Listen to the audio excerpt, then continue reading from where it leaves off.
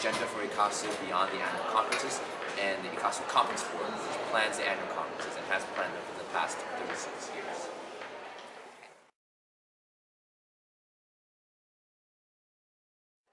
Well, ECAASU, okay, well, one of our directors is here. We just started, so. Wait, I'm so sorry. Okay. Oh, wow, this is like nuts. This is the director, one of the co-directors of the ECAASU Conference Board. Hi, my name is Melanie. I'm one of the directors of the 2013 conference. And the next question was, what do we expect to get from this year's ECAASU, correct? Yes. We as individuals, or? Time? Yes, I'm gonna need time. Okay. As a board of directors, like I have had the privilege of being at 6 or 7 ECAASU. I think this is my 7th one, and I've seen these conferences grow. It has been a privilege to also see a generational shift in the last 7 years among Asian American youth and college students. You know, I was actually making the 7th ECAASU conference. My first one was as a college student, and I attended ECAASU as a college student for 2 to 3 years before becoming a young alumni and getting on the national board and then board of directors. But all this time I've been a witness to a generational change of awareness and growing with social responsibility towards activism and bringing the community together, and also being self-aware of our potential for growth as a group of people in this country that really can make a lot of change more than we had expected 7 years ago.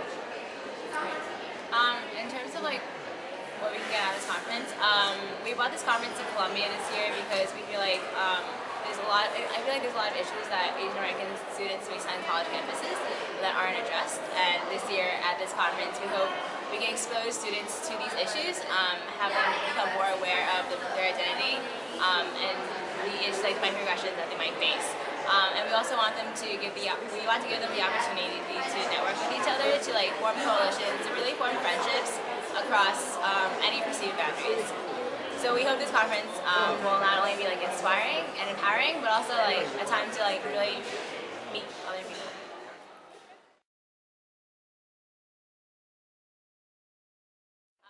Okay, I feel like we definitely use like pop culture to draw our attendees into this conference. So this year we have Clara Chung and Jason Chen as our opening acts for this conference, and like that was definitely a reason why a lot of people decided to pay like the $75 for registration. But after they get here, they come to workshops, and I feel like people have been realizing that there's a lot more that they don't know that they're very willing to learn. So that's been at least my personal reason for why I love ECAASU so much, at least the strategy that we try to implement in ECAASU, is that there's a way of communicating to people who are just starting to learn about their identities as Asian Americans, or simply just being a college student. And what we try to do is like ECAASU has been a proving ground for a lot of today's activists, and for the past 36 years we've been training activists. And activism is essentially not something that's for everybody, but we want to bridge that gap between the awareness and education to more proactive kind of community. But how do we do that? How do we communicate to Asian American students around the country to be interested in that, or just students in general, because we're all about coalition building with non-Asian Americans. And pop culture is that framework that unites all groups of people despite ethnic background, despite boundaries that separate us. So pop culture is that unifying element, and we like to use that to speak in a language that most college students can understand, and without having to pay attention to things like race and ethnicity. And by getting people together in that framework of that mutual understanding of pop culture and that love of pop culture, then we can convey to them a sense of understanding of also other issues that they could be interested in. But it's all about trying to find a way to open the door and get them interested in walking through that door. And then once we get that, then we can paint what the room is going to be like.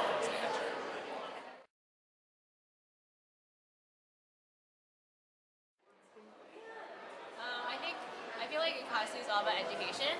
So non-Asian students, when they attend this conference, they've learned a lot about the issues that Asian American students may be facing, and a lot of history about Asian Americans that are not taught in public high schools or in private high schools for that matter.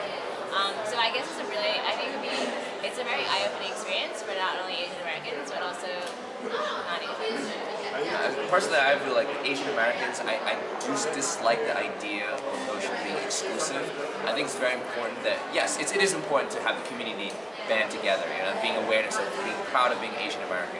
But at the same time, like, we don't exist in a vacuum or in an insular room where, Asian Americans only interact with Asian Americans. We're Americans. We're born and raised in a country that teaches us to appreciate differences, but also not forgetting those differences. And not being colorblind, for example, because, this social awareness is that we are from a country where there are still a lot of issues, but everything that we have in this country is, that we take for granted has been born out of some kind of issue that people fought for and died for and struggled for. So we want non-Asian Americans to realize, from coming to this conference, is that Asian Americans go through certain issues that are very specific to our community group, but also can be understood and appreciated by other communities.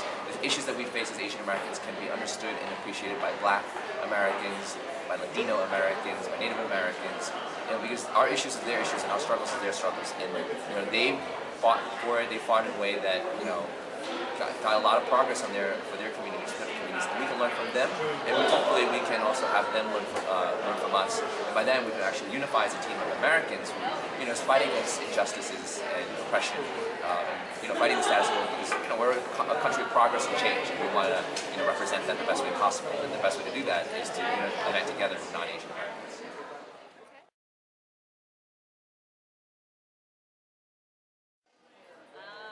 I feel like college has a lot of ambitions for ECAASU, but I feel like me personally, I really want ECAASU to keep on growing. I feel like over the past 5 years, I've went to 4 conferences, and ECAASU has grown more and more. It's grown bigger over the past 4 years even, in terms of the amount of people that come to each conference and the size of the quality of the workshops, the quality of the speakers.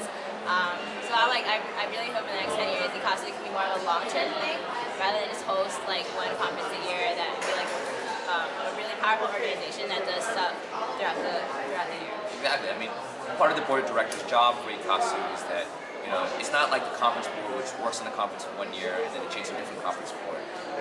It's really, or the national board, it also changes every year.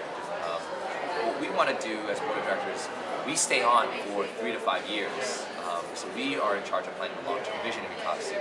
And I've been on the board of directors for the past 3-4 years now, and it's so interesting to see the changes where it used to be workshops that were very superficial, like sushi making classes.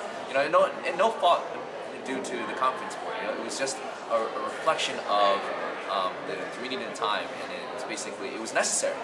And we represent now a conference where all the workshops have, all of them. I don't think there's one single workshop in this conference that isn't some kind of advocacy-based organization, advocacy-based issues. And that's just a reflection, and we still bring out the numbers, 1,000 plus students. And that's a reflection that our community is growing up. Our community is becoming more self-aware, that we don't have to, always do social fun workshops all the time. Not to say there's anything wrong with that, but we're just respecting that reflection, reflecting that things that change in our community and trying to best appreciate that. And in 5 to 10 years from now, all I want to do is that we keep up with the perpetual changing demographic of Asian Americans, the perpetual change of Asian Americans and their behavior towards social activism and issues, and keep up with that.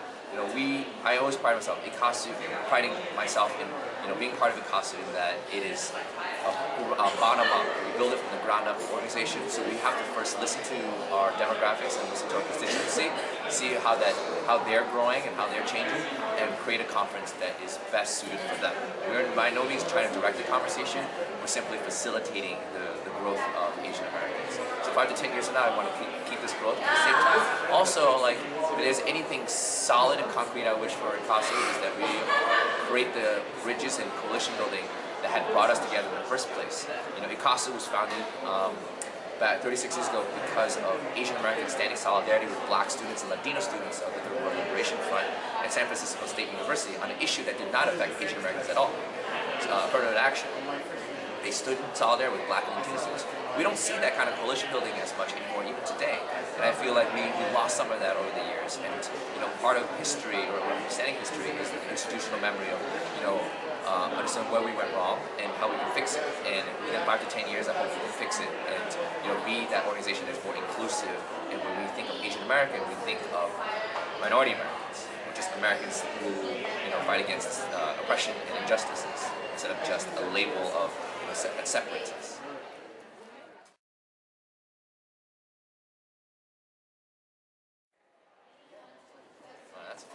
I thought family. Yeah, I feel like over the course of the past year, like working with my conference board, like I feel like because of all these meetings we go to, we've really become like a family over the course of the past year. I mean, we always sign off with your ECAASU family. It is a family. Like, how do we meet, Melanie?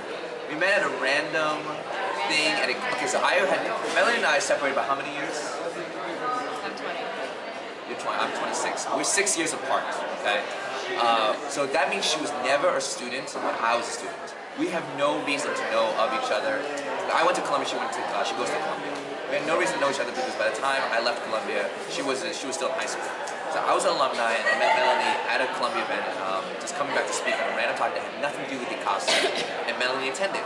We talked, just as like an attendee who attended random things, and me and Melanie kept the conversation going, and we befriended each other, and she ended up joining ECAASU National, right? And then we worked 2 years on ECAASU National when I was the board of directors, and that's how we got to know each other even better. She ended up going to Columbia, and now she's the director of the conference. Now, how was that possible unless we kept some kind of solid communication with each other? And now the communication that is only possible when it comes to nothing else other than friendship and family. And I think that's the beauty of ECAASU, that these networks can just be self-sustainable even despite the age difference of 6 years. I mean, and this is just another friendship, and I don't think it makes a big difference at all. And like my attachment to Columbia, because of my friendship with Melanie, that we, in our professional relationship, that we continued in the past, 6 years, 4 years to know each other. I felt comfortable enough to be invited to attend their weekly planning meetings at Columbia. Even though I'm a third-year medical student, it's hard for me to find time, but I managed to do that because I felt welcome as part of the family, and I felt obligated to attend, even though I had very little time. I felt obligated to attend because I wanted to be there, because that's what family's all about.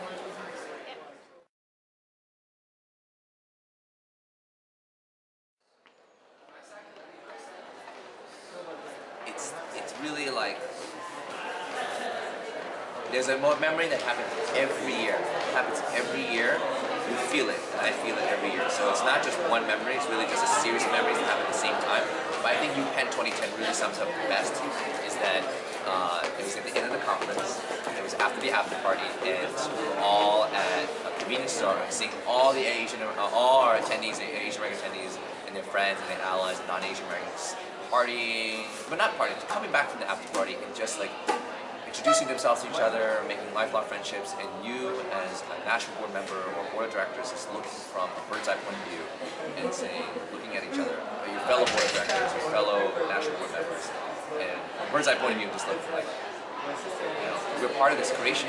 We're part of this change. We are privileged enough to serve a community that is creating these kind of connections that really, 10 to 20 years from now, these professional relationships look back and say, we met because of ECAASU.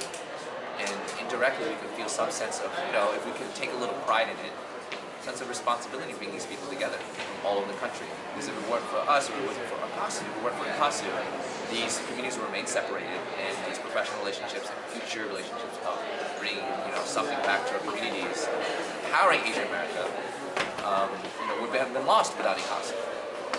So that's the moment. And I think I'm already going through post ECAASU withdrawal right now.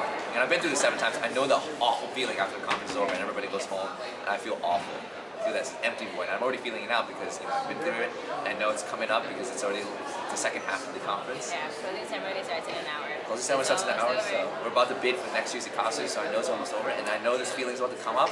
It's a beautiful feeling, but it's also very bittersweet. Yeah. It's my favorite. The sweet isn't as sweet without the sour.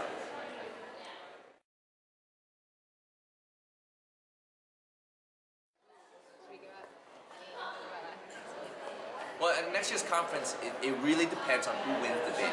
ECAASU has grown to such proportion thanks to this amazing conference itself that a lot of people aspire to host ECAASU. ECAASU remains to be the largest gathering of Asian Americans ever in history of this country. No other event draws 1,500 plus Asian Americans, 1,500 plus Asian Americans other than ECAASU. So a lot of students, rather than being intimidated by hosting an ECAASU conference, like, I can't fit that many people in school, so I shouldn't fit. Now we're going to a generation shift where it used to be that big, but now it's like people who are inspired, like, 1,500 plus, why not just have 2,000 Asian American students come to my camp, come to our city. So now it's being hosted by not a college, but rather next year, all the 3 teams bidding for next year's ECAASU is being hosted by a city. So Washington, D.C. will be hosted by 11 colleges. Philly's probably 9 colleges, and Pittsburgh by 3 colleges. So they're all banding together to this network, and that's what we want, this inclusivity working among and across coalition lines, so that we can finally get to a point where there are no boundaries between Asian Americans. And that's why I think K-pop readers, those of you watching this, should attend next year's ECAASU, because it'll be unlike anything we've ever done in the history of ECAASU. ECAASU also is the oldest organization for Asian Americans in history. It was founded in 1978, and in the first time in 36 years, it's going to take on a completely different shifting. You do want to be part of history, guys. This is big. What's going to be next year. I mean, this is already big, but next year is even bigger. So don't miss out. You want to be able to tell your grandkids, once ECAASU is huge, like a household name, you'd be like, you know what? I was there when ECAASU was this blank. You know what? I was there when I took part in creating that change.